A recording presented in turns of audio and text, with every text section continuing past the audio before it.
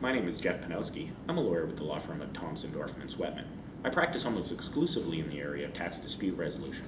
Prior to joining the firm a couple of years ago, I was with the Tax Law Services Department of the Department of Justice, where I represented the Canada Revenue Agency for about 10 years. I would like to talk today a little bit about the tax audit and appeals process and some of the issues that may arise in that process. I'm often confronted with taxpayers who, frankly, are frightened at the prospect of an audit or an impending audit by the Canada Revenue Agency.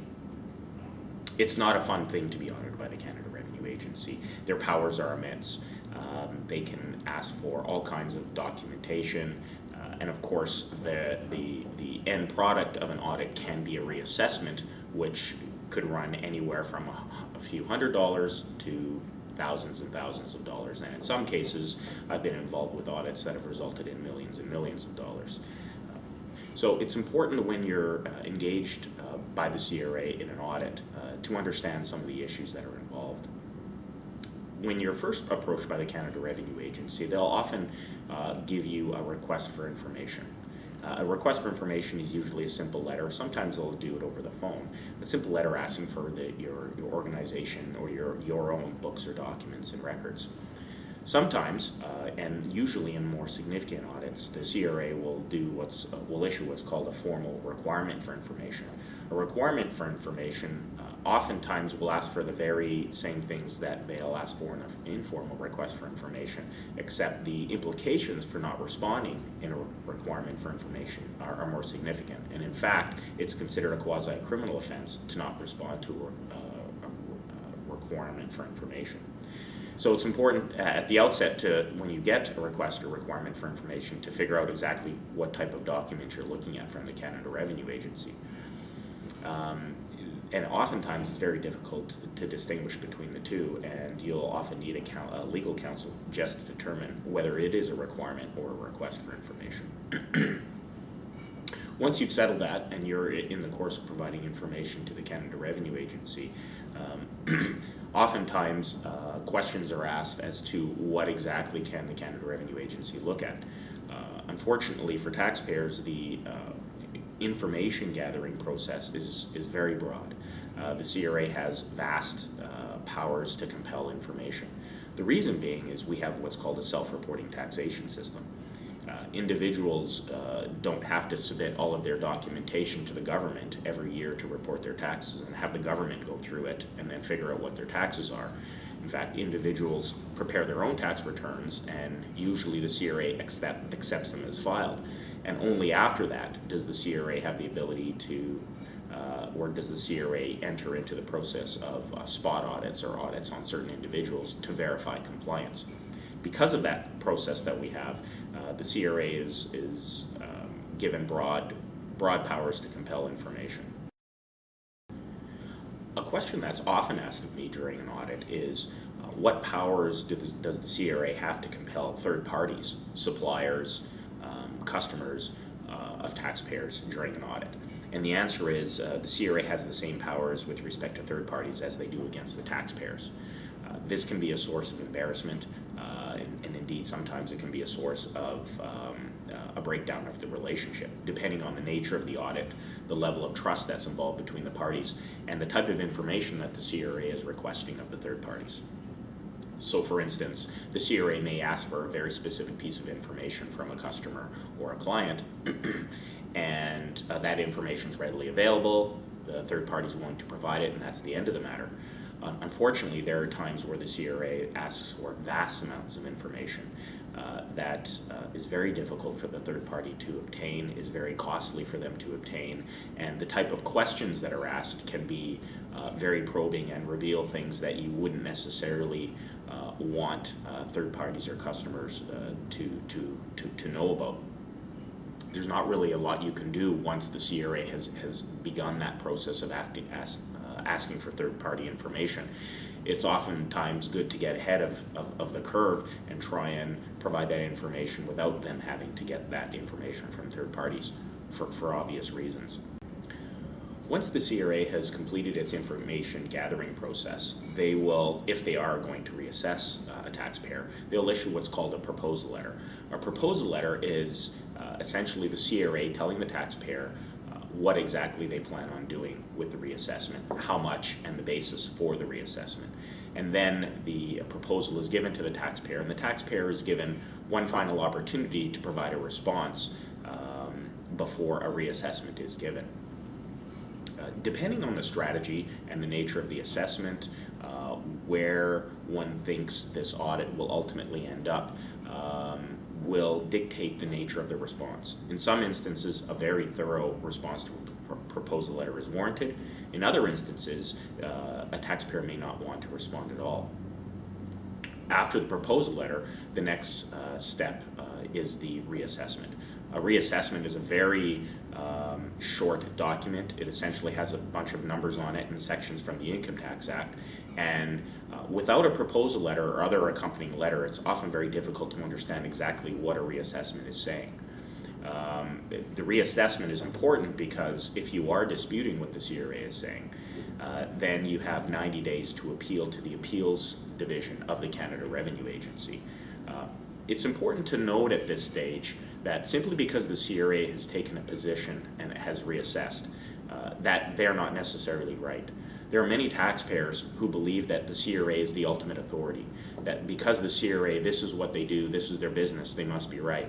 And I can tell you, judging simply by the number of tax court decisions where the Canada Revenue Agency loses, that that is not the case. And in fact, in many, many instances, the CRA is found to be incorrect.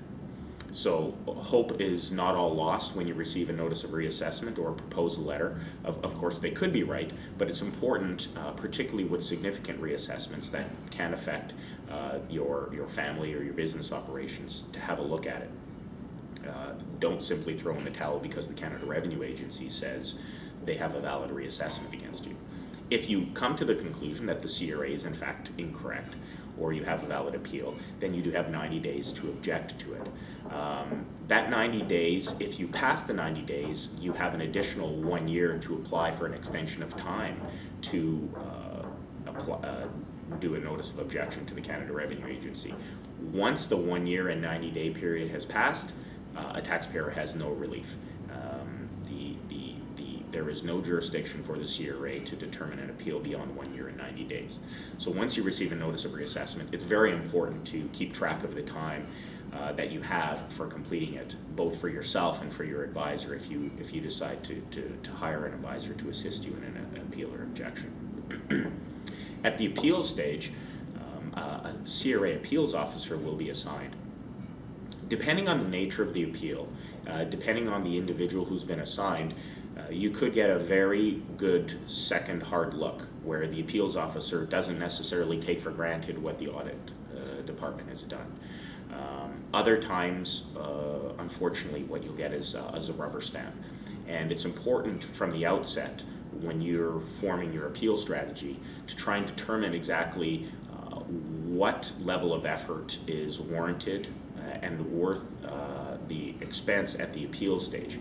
And one may be asking, well, what other choice does one have? Well, there's a provision of the Income Tax Act which allows an individual to appeal after 90 days has passed from the filing of one's notice of objection, to allow an individual to go right to the Tax Court of Canada. There may be times where the CRA appeals division may want to you may want to bypass that altogether. That's not a simple decision, and that's not one that ought to be taken lightly. But in some instances, depending on one's strategy, the information that has been gathered to date, and the issues involved, that may be an avenue one wants to take. And that is, once one files a notice of objection, wait 90 days. Invariably, an appeals officer will not be assigned before the 90-day period, and then you're simply able to appeal directly to the Tax Court of Canada. One avenue to appeal to the Tax Court of Canada is, as I mentioned a moment ago, an appeal directly to the tax court following the expiry of 90 days from issuing a notice of reassessment. One can also go to the Tax Court of Canada if the minister has confirmed your reassessment. In other words, you've appealed to the Appeals Division of the Canada Revenue Agency. The Appeals Division has confirmed the reassessment and denied the appeal or objection. The remedy then is to the Tax Court of Canada. One has 90 days to file an appeal to the Tax Court of Canada, and like the Appeals Division, one has an additional 1 year beyond the 90 days to file an application for an extension of time if one hasn't appealed within the 90-day period. The tax court is a unique court in part of the federal court division. It's a specialized court. It's one of our only specialized courts in our land, and it deals exclusively with the administration of the Income Tax Act. The court has the power to vary and or rescind the decision of the Canada Revenue Agency.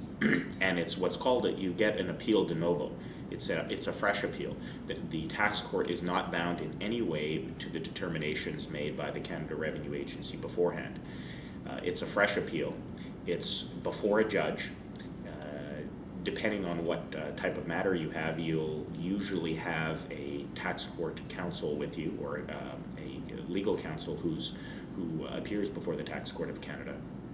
The Canada Revenue Agency will have justice lawyers acting on their behalf.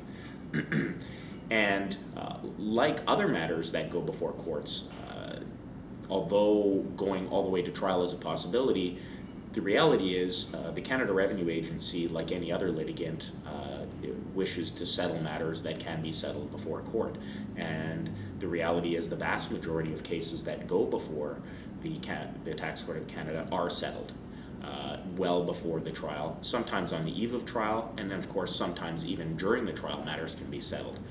I say this because it's important once taxpayers receive an adverse finding by the CRA that they feel that all hope is lost and the only avenue is a lengthy and expensive trial. That may be the case depending on the nature of the issue, but like any other matters, the issues before the Tax Court of Canada can resolve themselves. Well, that concludes our brief discussion today about the audit and appeals process. I hope you found it useful, and I hope you never have to use this information, but if you do, we at Thomson Dorfman Swetman are more than willing to assist you in that regard. Thank you.